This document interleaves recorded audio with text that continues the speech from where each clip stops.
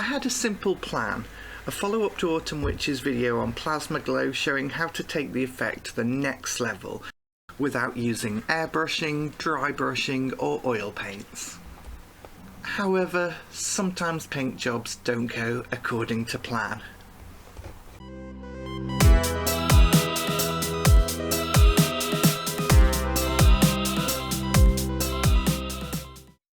Hello and welcome to Bleeding Tree Gaming. My name's Amy, aka Warpfiend, and today I am looking at a paint job that didn't quite work out to plan. I've painted plasma coils before, of course, but I mostly just used the easy method of glazing over white that Autumn Witch explored in her video. The few times I tried a more detailed scheme, it had been on larger plasma coils, on dreadnoughts and large vehicles. Usually my base level of painting ability is enough to carry me through anything I'm not familiar with, maybe with a few false starts or revisions. Genuinely, I found this paint job extremely tough to do, and so rather than a straight up tutorial video, this is going to be a look at my process and the problems I came across. First, let's take a look at some painted plasma coils to understand what I'm trying to achieve. Okay, so this is how Games Workshop paints plasma weapons on Chaos, guys. You can see it's dark in the recesses and all of the coils get brighter as they get towards the edges. Now I want to do the opposite of that because it's more realistic, like the light is coming from the inside of the plasma coil, so the further away it is from the centre, the darker it's going to get. And you see some examples here. I really like this one. This is nicely done by Siphon there, and you can see that's just the effect I'm talking about. It's bright at the bottom and it gets darker as it goes up. Now this is a really nice one I've seen from Tale of Painters, and yeah, they've got that perfect there. So without just using someone else's tutorial, I wanted to work out how to do this, just to demonstrate how I want to achieve that. I've just got this basic drawing of a plasma coil here. Obviously the thick bits are the raised parts and the little thinner parts are supposed to be the recesses. So Games Workshop shadow works like this: dark there, light there. What I want to go for is this light filling the bottom, and it kind of bulges at the center, which is kind of representing the heat source, basically. Like the central point is giving off a bit more light. You see the light runs through all the recesses and it's kind of dark on the edges. Very rough drawing there, but I hope that gives you some idea of what I'm trying to achieve.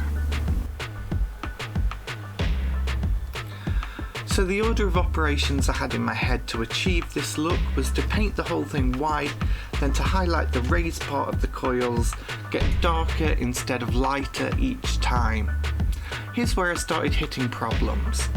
The coils on Chaos Marine plasma weapons are extremely small, smaller than most Loyalist Marines. While I'm generally pretty good at nailing tiny details, I'm a little out of form at the minute as back problems have been limiting my painting for the last 4 months. Add to that the extra logistics of painting on camera and it became extremely difficult to cleanly hit those ridges. But that's not all. When the ridges of the coil are all one colour, it's already a little tricky to see where one ends and another begins due to the tiny scale, and I struggled to know whether I was painting the ridge or the recess. My magnifying glasses were put through their paces.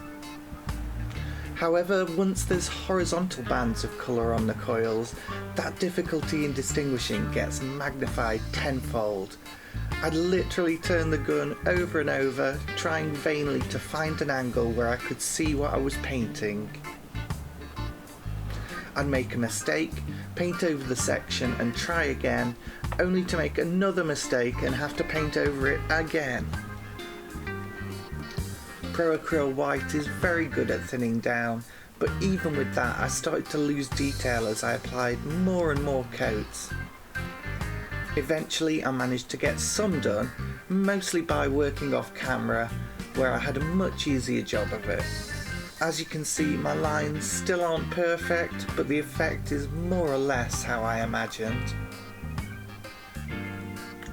so having tackled one, I felt way more confident handling the other two. Big mistake, the next one took as many revisions as the first. You might be wondering why I chose a method that's causing me so much of a headache. Well, I didn't want to rely on my airbrush as I try to focus on traditional brushwork for my videos and only use airbrush sparingly. I tried to use dry brushing in a controlled way, but I was unhappy with the neatness of the end result and knew I could get cleaner results if I stuck to regular brushwork. I don't have white oil paints to hand, but I tried giving a coil a gloss varnish, then let white ink run into the recesses. However, again, the result was messy. The white didn't stay in the recesses. In future, I want to play around with those methods some more, as I'm sure that Plasma Pros can get a similar result with much less hassle. For larger plasma weapons though, I will definitely be sticking to my method, as in theory it works fine at larger scales. If, after all that, you want to try this method and aren't deterred by the difficulty, here we go. First off, the colours. Each scheme used pure white as the brightest shade. Then there was a highlight, a mid-tone, a lower mid-tone and a shadow colour. With the coils painted white, I'd coat the top third all over with the highlight colour, in this case yellow. Then I'd paint the raised sections of the coil in the mid-tone. Towards the corners of the coil, I'd go over them in the two darker colours, covering a smaller area each time. Finally, in the middle of the darkest section, I'd dot a tiny amount of pure white to act as a reflection. I'd also re-establish that white along the lower part, allowing it to creep up in the middle as I demonstrated earlier. To create the glow around the coil itself, I just use the same colours to work up a regular edge highlight around the casing of the gun. I went quite chunky with the line underneath to mirror the brightest part of the coil, but the trick here is really to not overdo it. Then I glazed it back down with the lower mid-tone, as the light hitting the casing needs to be darker than the light source itself.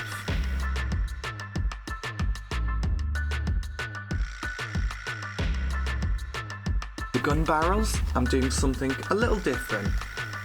Instead of drilling out the barrels, I painted in a barrel hole with some black paint. Then I carefully paint a smaller circle of white within this to represent the light source.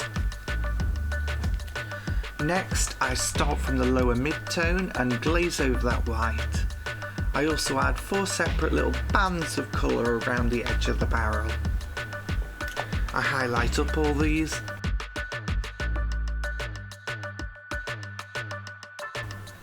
And then glaze them back until I'm happy with the effect. Similarly, the vent holes in the side of the barrel get filled with white, and then I glaze and highlight to bring them to a similar state.